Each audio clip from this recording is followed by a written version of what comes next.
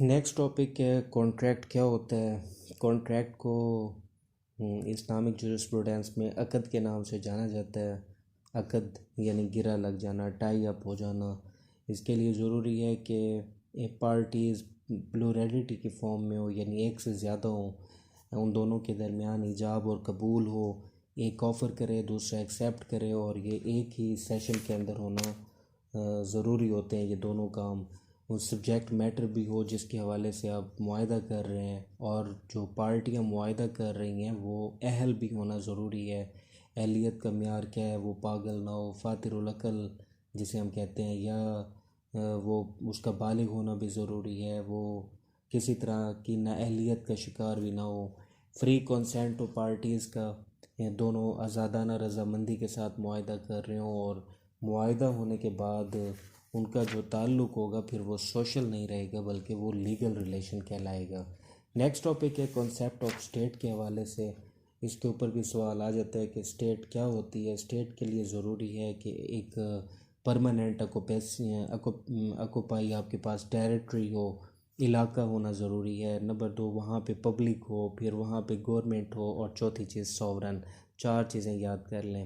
Number 1 territory, number 2 public, number 3 government, number 4 sovereignty, یعنی sovereign ہو government, خود مختار ہو، dictation لے کے فیصلے نہ کرتی ہو۔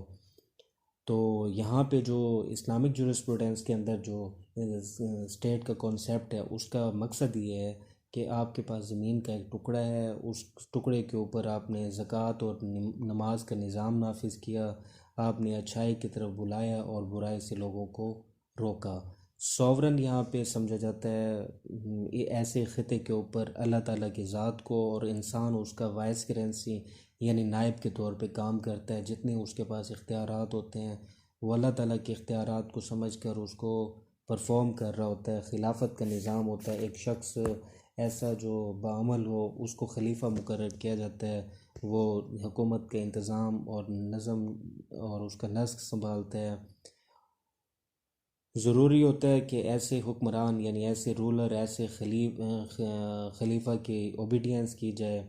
معاشرے کے اندر ایسا جو معاشرہ ہوگا، ایسی جو ریاست ہوگی، اس کے اندر ایکویلٹی ہوگی، لوگوں کو مذہبی طور پر آزادی ہوگی، زکوٰۃ کا نظام ہوگا، اور وہاں پہ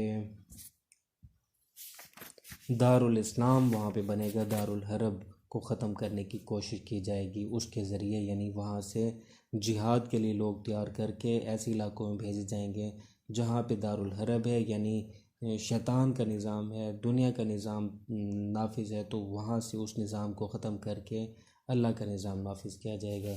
سوورینٹی سے مراد ہوتا ہے کہ مکمل طور پر جو خود مختاری ہے، وہ ہمارا کانسیپٹ یعنی پاکستان کے متعلق یہ ہے کہ سوورن جو ہے وہ یہاں پہ اللہ تعالیٰ کی ذات ہے۔ سوورن کے کچھ ایٹریبیوٹس ہوتے ہیں، کچھ خوبیاں ہوتی ہیں، وہ یہ ہوتی ہیں، وہ ایبسلیوٹ ہوتا ہے، وہ مکمل ہوتا ہے، اس کے جو احاطے میں آتی ہے سلطنت، وہ آسمان سے لے کر زمین تک، اور جہاں جہاں جتنے جہان ہیں وہ سارے کے سارے اسی کے اس میں آتے ہیں، کنٹرول میں۔ انڈیویزیبل اس کی جو طاقت ہوتی ہے وہ ناقابل تقسیم ہوتی ہے۔ ان الائنیبل، نہ ہی وہ کسی اور کو منتقل ہو سکتی ہے۔ ان لمیٹیڈ اس کی پاور ہوتی ہے، وہ یونیورسل پاور ہوتی ہے، یعنی پوری کائنات کے گرد۔ کمپریہنسو اس کی طاقت جامعیت کے ساتھ ہوتی ہے۔ ایٹرنل، لافانی ہوتی ہے۔ اوریجنل، وہ پہلی دفعہ ہوتی ہے اور حتمی ہوتی ہے اور آخری ہوتی ہے۔ انسان جو ہوتا ہے اس کا وائس کرنس کے طور پہ زمین کے اوپر اپنی ڈیوٹیز نبھا رہا ہوتا ہے، اور قیامت کے دن وہ اللہ تعالیٰ کو اپنی ان ذمہ داریوں کا جواب دینے کا ذمہ دار ہوگا۔ نیکسٹ جوڈیشل سسٹم اور کوالیفیکیشن آف قاضی۔ اسلامی نظام میں 3 طرح کی عدالتی نظام موجود ہے۔ ایک مظالم کورٹ ہے، دوسری کورٹ آف قاضی، اور پھر کورٹ آف محتسب۔ جو پہلی کورٹ ہے یعنی کورٹ مظالم کورٹ سے مراد ہیں ایسی عدالتیں جس کے اندر ریاست کے حقوق کو سیکیور کیا جاتا ہے، جو ریاست نے ہمیں فنڈامنٹل رائٹس کے حوالے سے دی ہیں، جیسے پاکستان کے آئین کے اندر آرٹیکل 8 سے لے کر 28 تک ان کو جو انشور کرایا جائے گا وہ مظالم کورٹ کے ذریعے کرایا جائے گا۔ پھر کورٹ آف قاضی ہے دوسرے نمبر پہ۔ کورٹ آف قاضی بھی اسلامی عدالتی نظام کا یہ دوسرا حصہ ہے۔ اس میں حدود کے ساز، ٹارٹ اور کانٹریکٹ کے جو کیسز ہوتے ہیں وہ قاضی کے پاس جاتے ہیں۔ پھر تیسری ایک عدالت ہوتی ہے جسے محتسب کہتے ہیں، یعنی عام جرنل موریلٹی کے حوالے سے جتنے بھی کیسز ہوتے ہیں وہ کورٹ آف محتسب کے اندر جاتے ہیں۔ یعنی یہ 3 طرح کی عدالتی نظام جو ہے وہ ہمارے پاس موجود ہوتا ہے۔ اس کے کچھ فیچرز ہیں اسلامی عدالتی نظام کے، وہ یہ ہے کہ سپریمیسی آف لا، قانون سب کے لیے برابر ہے۔ مثالیں یہاں پہ آپ لکھ سکتے ہیں، فاطمہ بنت عبداللہ اور فاطمہ بنت محمد صلی اللہ علیہ وسلم والی مثال، اسی طرح حضرت عمر کے دور میں بہت ساری مثالیں۔ پھر انڈیپینڈنس آف جوڈیشری، جو ہماری عدالتی نظام ہو، اسلامی عدالتی نظام، اس میں ججز ڈکٹیشن نہ لیتے ہوں بلکہ وہ آزاد اور خود مختار ہوں تاکہ وہ فیصلہ بہتر کر سکیں۔ قاضی کے لیے کوالیفیکیشن ہے کہ وہ مسلمان ہو، آزاد ہو، بالغ ہو اور سین ہو، مجتہد ہو، well versed in Islamic law, Islamic law کو جانتا ہو، اور اس کے اندر جو خوبیاں ہوں وہ فری ہو، آزاد شخص ہو، لوگوں کے اندر مکس اپ ہونے والا نہ ہو، اور ڈیسیژن لینے کی پاور رکھتا ہو، اور اس کا اللہ تعالیٰ پر بڑا سٹرونگ فیتھ ہونا ضروری ہے۔ کیا خاتون قاضی بن سکتی ہے؟ اس طرح بھی پوچھا جا سکتا ہے۔ ہاں جی، بن سکتی ہے۔ امام ابو حنیفہ رحمۃ اللہ کے بقول کہ وہ بن سکتی ہے، لیکن وہ اس طرح کا کوئی فیصلہ نہیں دے گی جو حدود کیسز کے حوالے سے ہوگا۔ حدود کیسز میں خاتون کو قاضی مقرر نہیں کیا جائے گا۔ امام ابو حنیفہ رحمۃ اللہ علیہ بلکہ یہ بھی کہتے ہیں کہ کوئی بھی جو جج ہے، قاضی ہے، وہ 1 سال سے زیادہ عرصے کے لیے نہ بنایا جائے۔ قاضی کو ہٹایا جا سکتا ہے ان بنیادوں پر جب وہ قانون کے خلاف فیصلے دینا شروع کر دے، جب وہ کرپشن کرنا شروع کر دے یا پاگل ہو جائے۔ نیکسٹ کہ گواہ کا کیا کرائیٹیریا ہے، کمپیٹنسی آف دا وٹنس۔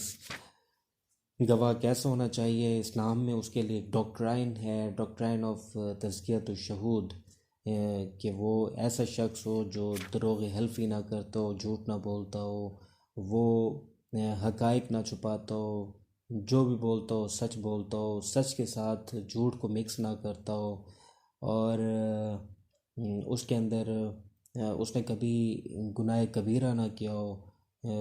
اس کے علاوہ جو باقی اس کی جو کوالیفیکیشن ہے وہ یہ ہے کہ سوال کو سمجھ سکتا ہو، سوال کا جواب ریزنیبل جواب بھی دے سکتا ہو، وہ کسی بھی طرح کا پریجوڈائس یا باعث کا شکار نہ ہو، وہ اس کا جو کریکٹر ہے وہ ریلائبل ہو، میچور ہو، آئی سائٹ اس کی ٹھیک ہو، بول سکتا ہو، میموری اس کی ٹھیک ہو، مسلمان ہو، اگر نان مسلم ہے تو اس میں نان مسلم چل سکتا ہے۔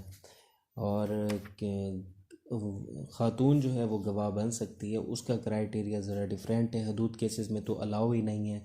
اس کے علاوہ جو باقی انڈیویجول کیپیسٹی کے جتنے بھی معاہدے وغیرہ یا فائنینشیل ٹرانزیکشن ہیں، اس میں یہ ہوتا ہے جہاں 2 گواہ چاہیے ہوں تو وہاں اگر ایک مرد موجود ہے اور دوسرا نہیں ہے تو پھر اس کی جگہ پہ 2 عورتیں اس کی گواہ بن سکتی ہیں۔ پھر اسی طرح کچھ میٹر ایسے ہوتے ہیں جس میں مرد کی گواہی کو قبول نہیں کیا جاتا بلکہ عورت کی گواہی کو ہی لیا جاتا ہے، یعنی ایسا معاملہ جس میں کوئی خاتون سے ریلیٹڈ کچھ ہو، اس کے یعنی علاج سے متعلق ہو، تو پھر وہاں پہ خاتون ہی کی رائے کو لیا جائے گا۔